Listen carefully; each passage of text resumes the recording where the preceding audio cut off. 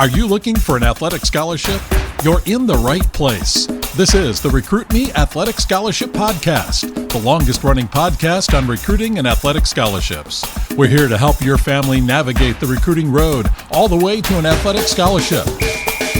He's a recruiting expert and a dad of 2 college athletes. He has a wealth of experience to share. Here's Recruit Me CEO, Brent Hanks. Welcome to episode 436 of the Athletic Scholarship Podcast.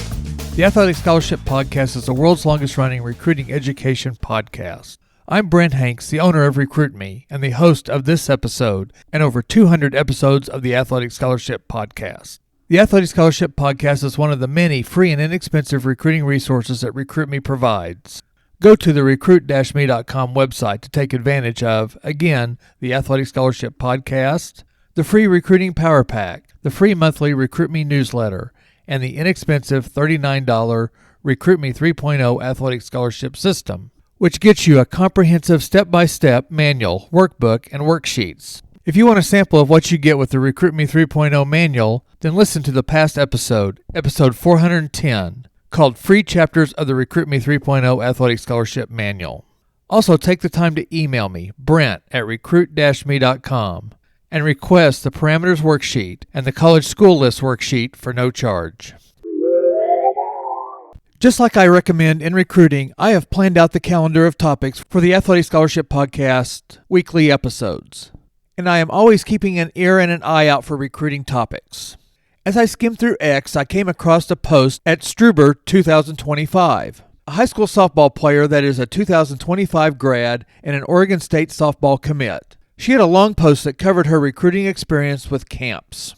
I'm going to read you her post, and I think it's a great experience to learn from. And this softball player gives you a real-life scenario. This recruit, Amelia, is headed to a high-level NCAA Division I program and was shopping for many other high-level D1s. She set her goals high, and it looks like it is working out. As I read through her post and experience, I see how it relates to you with your levels of possible play and your sport. After I give you this post, I'll give you our family's involvement with camps and showcases in our 2 recruiting journeys. Keep in mind what I have said many times, that if there are 1,000 potential student athletes, there will be 1,000 different recruiting journeys. I'll also bring you views on camps and showcases to consider. Let's get into the X post by @Struber 2025. Camps. Number 1, I did not receive an offer from any school that I attended camp at. Right or wrong, Amelia's view is a fresh look and an honest opinion about recruiting.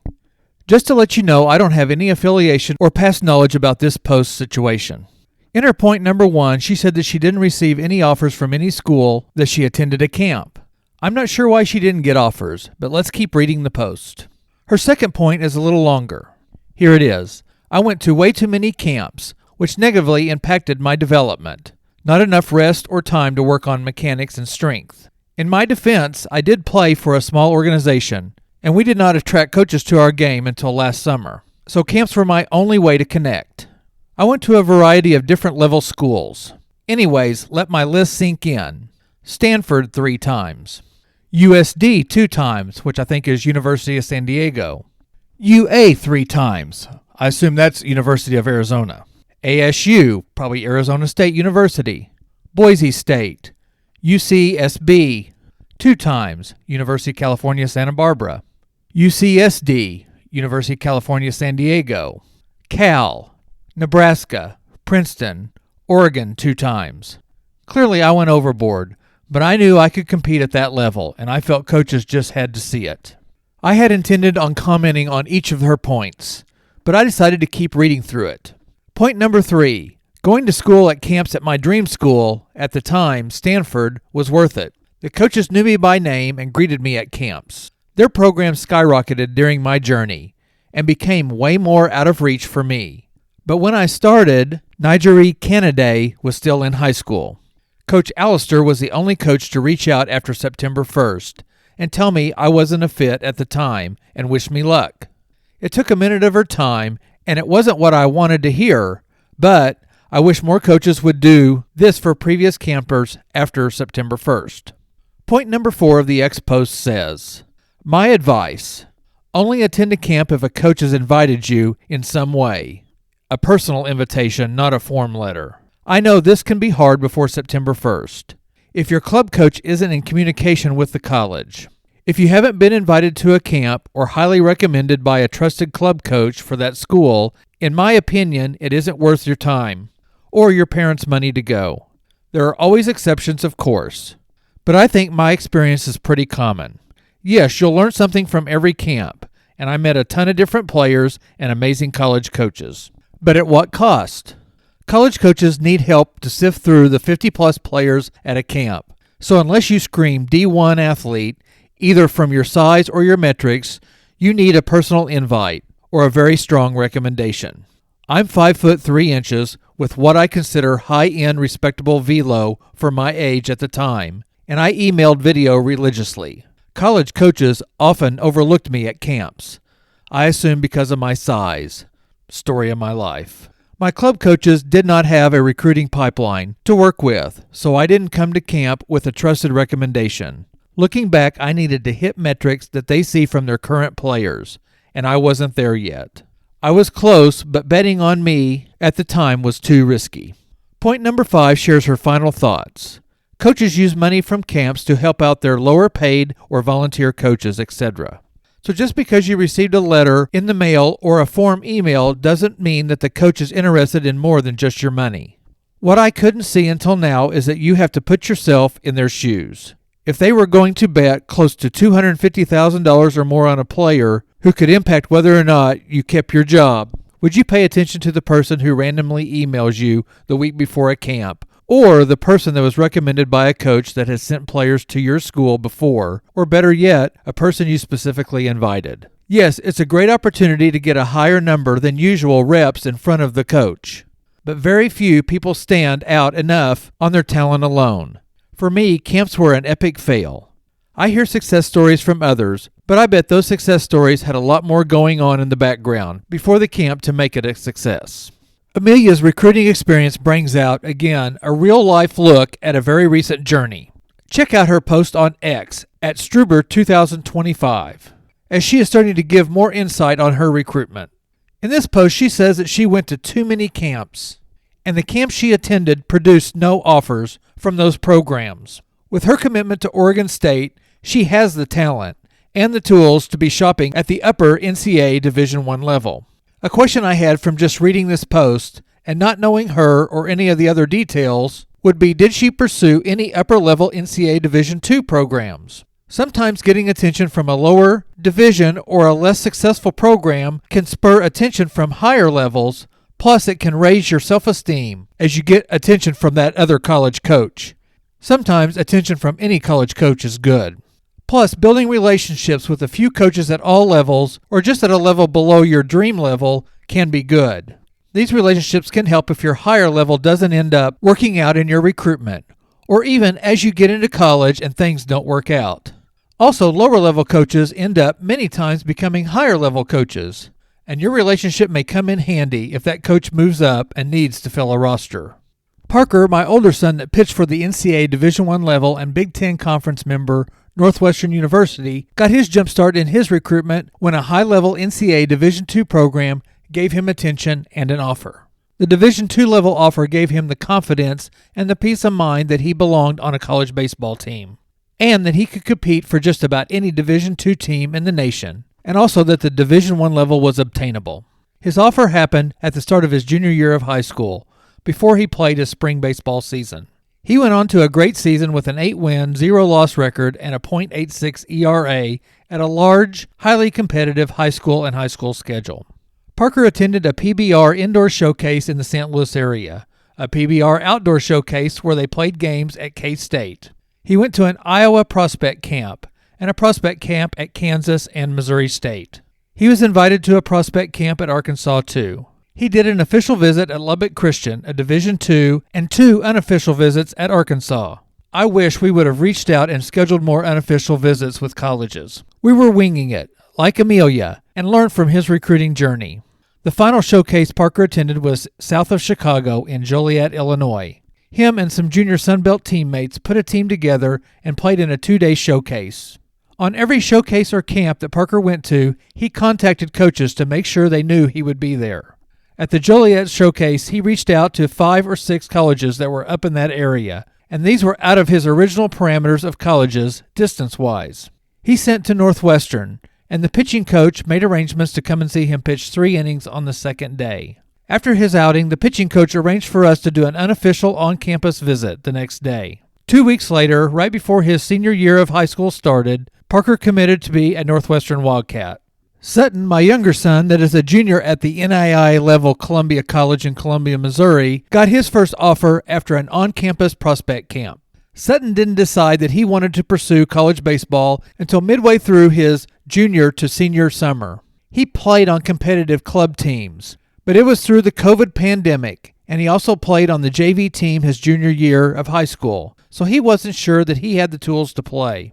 But his athletic metrics, his 6'5", 60-yard time, gave him a unique speed skill, and his above-average arm, and then his maturity and his development hitting, he hit .400 for the summer against future small college players, spurred him on to want to play in college.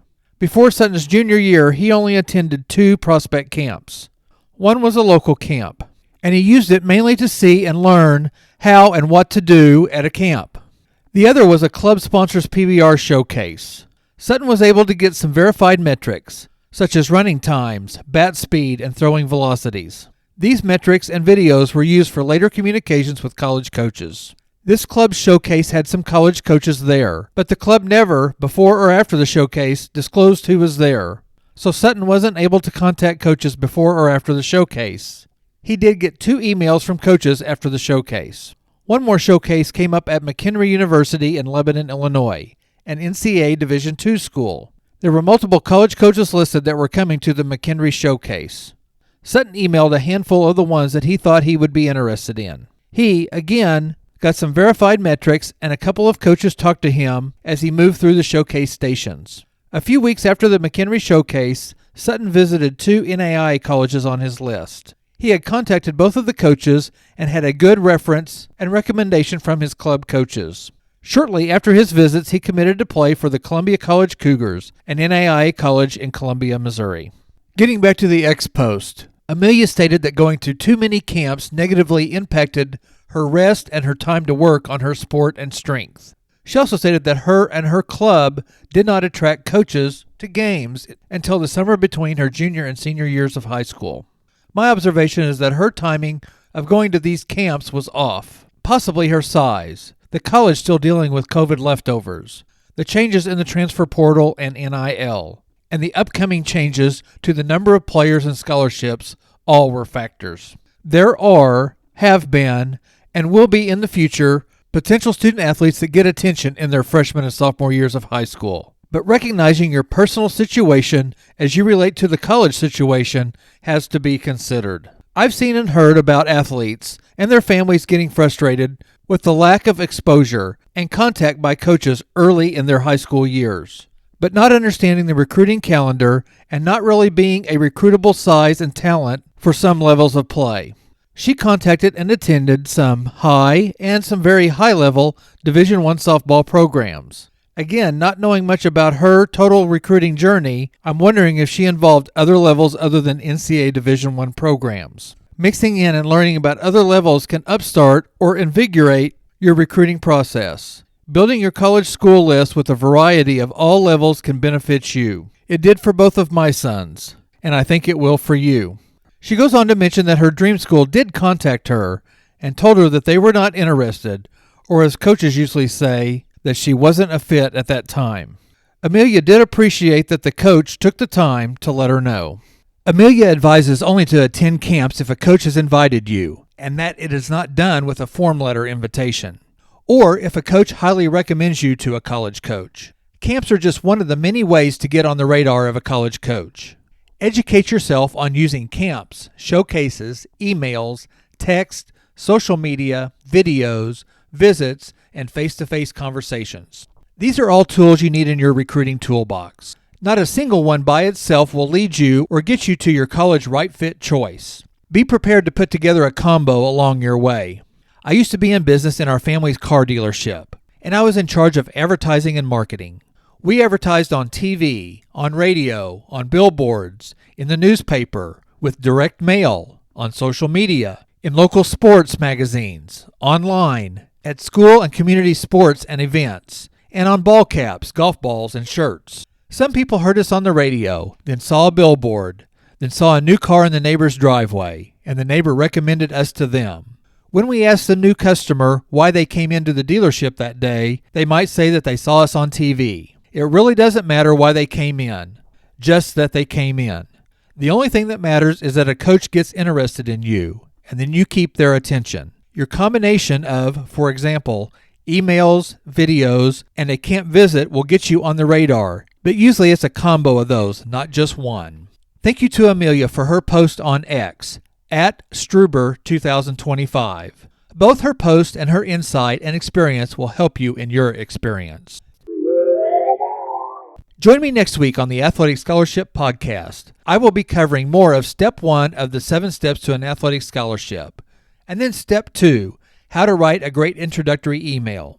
Next week's episode comes from the second workshop I'll give to the Elite Academic Academy, and I'll be doing that workshop on Zoom. Thank you for listening, and please subscribe or like the Athletic Scholarship Podcast on your favorite podcast app, or get it every Tuesday on the recruit-me.com website. The Athletic Scholarship Podcast is the world's longest-running athletic recruiting education podcast.